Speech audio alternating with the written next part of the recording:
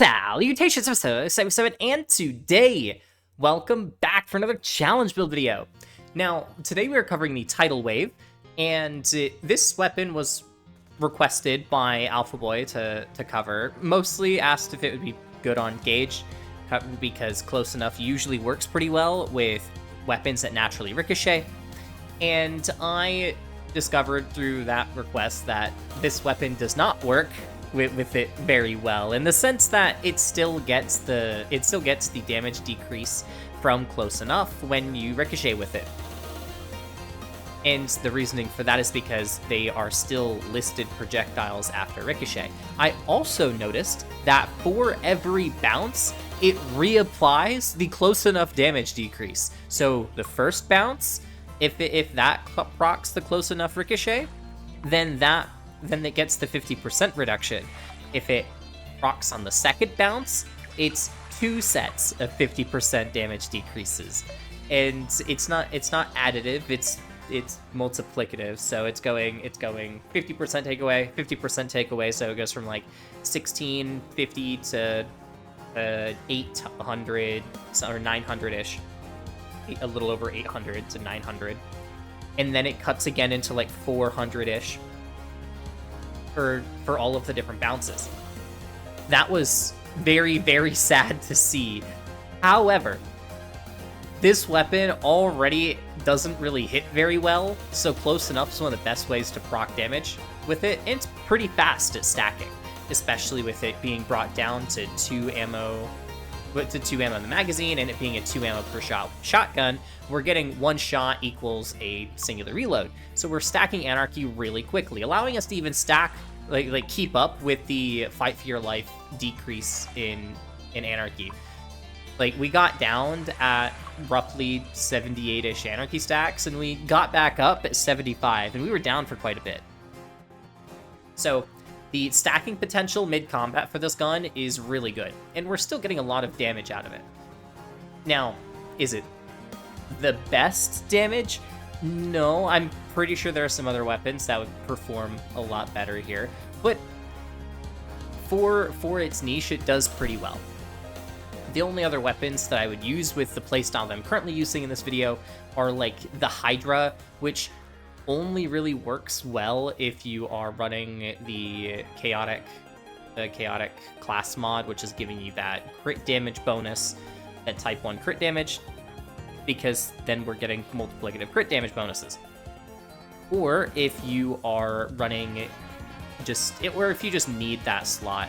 Realistically, the Tidal Wave is going to perform better than the Hydra in a lot of cases on Gaige, which is very odd in comparison to some other shotguns, but it works really well with the setup. Now, this, again, with how fast it stacks, the stack count doesn't really matter with this weapon. We can go as high as we want. I have a Legendary Anarchist on to increase the speed of stacking because I'm not pre-stacking with this. However, if you do pre-stack with this weapon, then it is most optimal to go for as many stacks as possible. So you're wanting to go for a Slayer of Terra and get your 600 stacks, or go for your 400 stacks and get that chaotic class mod that's giving you that crit damage bonus. Now, with this, because we will almost always have our magazine full with this weapon, cooking up trouble is an amazing skill. We are almost always getting that 2% health regen, and with some variant class mods, we could be getting up to 4% or even more with cooking up trouble. So we're getting a lot of health regen for cooking up trouble, or Gaige. And then we also get access to Discord. With how many stacks that we're going to be having, we can leverage Discord to utilize it for health regen and accuracy, instead of just using the Anarchy stacks for damage. So we have a little bit more of a leverage with the weapons, with the amount of usage that we're getting out of Anarchy. There we go, the amount of usage we're getting out of Anarchy. Now, I decided not to use Blood-Soaked Shields. I don't like Blood-Soaked Shields. Not really my kind of skill. I understand why people use it. It makes sense. And realistically, 1 point in here would probably be really good for this build. And so you could take 1 point out of Typecast Iconoclast and put it into Blood-Soaked Shields, and it would perform the same way that I'm currently running it.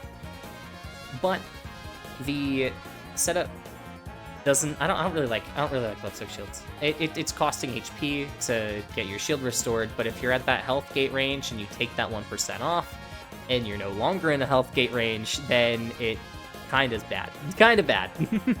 So you have to know when to leverage it properly, and it's kind of annoying. Again, I don't like it. I don't like the gameplay loop with it. I understand why other people would. Makes sense. I get it. I just don't like it. But with this, we have a couple of things I want to talk about. We have a lot going into Blue Tree. We are using Shock and Awe, and the only reason we have Shock and Awe here is because it is going to be used a lot. Since we're shooting once and then reloading, we can leverage the shock damage from this a lot more. Which is also why I was saying that the chaotic, I think it's chaotic neutral. It was either chaotic neutral or chaotic evil. I don't remember which one I liked better. But with this, the Necromancer comm is amazing because we're getting +5 or +6 even into Wires Don't Talk, getting us that 30% plus shock damage. And so we get to bonus the Shock and Awe dot and the Shock and Awe impact damage with the class mod, as well as getting that bonus critical hit damage, which is both of those are going to be leveraged a lot with this build. We want to, when it comes to loaders, which is where I showcase this, we want to shoot their gun off of their arm first. This way we're not dealing with the bullets. And then we want to go up and shoot between their legs. This way we're hitting both of those crit spots with as many projectiles as we can. Then when it comes to Super BAs, they kind of suck. The crit spots on them don't really work very well with these projectiles, so we kind of just have to ricochet shots into them around walls, or just have something to distract or protect us from damage while we try and hit them with close enough procs or some stray projectiles, or with Shock and Awe. I mostly leveraged Shock and Awe for this kill. That was one of the big things here, Shock and Awe plus electrical burn. We were getting a good amount of chip damage there that was negating a lot of the health regen problem, and then the projectiles themselves would be just dealing the damage to top it off. Now, with Green Tree, I went all the way down. I didn't really need to. I could have stopped at 20% cooler or made of sterner stuff, but I wanted Sharing is Caring to get Death Trap more shields and more survivability. This way he could be used as a better slag tool, because we're already investing a lot into Blue Tree. We're getting down to make it sparkle. We may as well make him a slag tool. Else we're not using the action skill, and that's like a whole part of a Borderlands character. And I find that a lot of people don't tend to use Death Trap, just simply because Death Trap doesn't play the way that they have the interpretation that Death Trap should play, or they themselves haven't found very much consistency out of utilizing Death Trap for different things. Now, one of the things that's very scary with Death Trap is if his shield is like slightly touched or like broken a little bit, like taking a little damage, if he gets hit by a hot loader explosion, he's probably gonna die. So whenever you're fighting a hot loader and you use him to tank, you want him to just be in a position where he's blocking the projectiles with some sort of terrain. This way he's not the one taking damage from the explosions. But if he gets hit by the explosion after taking just a little bit of damage, he does die, like that. So maybe don't use him against hot loaders. That may be the best option. You can tank hot loaders pretty well because you have Mane of Sterner stuff. You're getting that fire effect resist from Mane of Sterner stuff. Has the hidden stat of giving you fire dot DR, and the timer is reduced. So it helps you quite a bit with fire dots. Hot loaders aren't as big a problem. With the Legendary Anarchist, we're getting 10 out of 5 in Myelin, so our shields are pretty high, and we have a lot of shock resist, so getting hit by shock damage also isn't that big of a deal. The only things that you would want to avoid when it comes to taking damage with this spec is corrosive or kinetic style attacks, which is a lot of bullets in the game. If you're getting shot by kinetic bullets or explosive bullets, then you're going to take more damage than other types. but that's fine. You can get around the kinetic stuff pretty easily because the dots are the main scary thing in OP10. If you get hit by a dot, a lot of people freak out. So Gaige can help you a lot with that. Something else to think about with this shotgun is when you ADS with any of these weapons, you reduce the spread of the weapon. So what you can do is while you're really up close, it's still good to like tap ADS to reduce the spread of the weapon. This way you still have a higher chance of hitting the target that you're aiming for instead of missing with the tidal wave. But this was one of the first shotguns that well, this is one of the first weapons that I had a lot of fun with when it came to speed clearing and moving in and being up front with Gaige.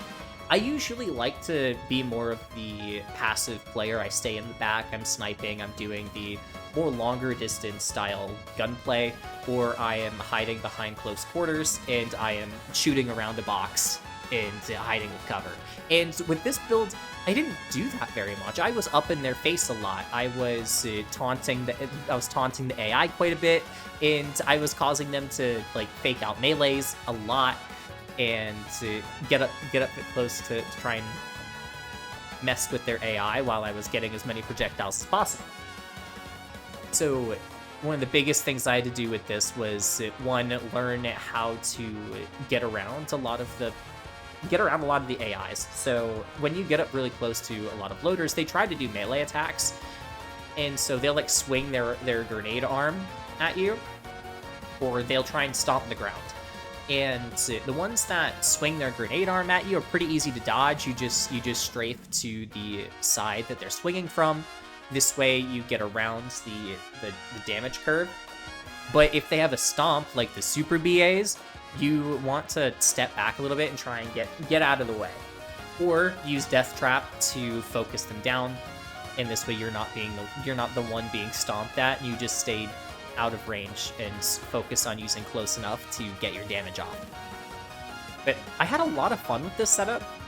This is one of those weapons where, again, high Anarchy stack's really good for it, and the higher the better, because you're not using this in a you're using this either in very close range or you are relying on close enough. So having as much damage that you're getting from your Anarchy stacks as possible is really helpful here. Now do keep in mind that 2 bounces from the Ricochet before close enough procs is going to completely negate 400 stacks of Anarchy. So good luck with that. It's mostly just a hope that the first shot does the ricochet right. But there's that. I'll leave y'all with this amazing music, and we'll see y'all in the next video. StereoLotus77 signing off.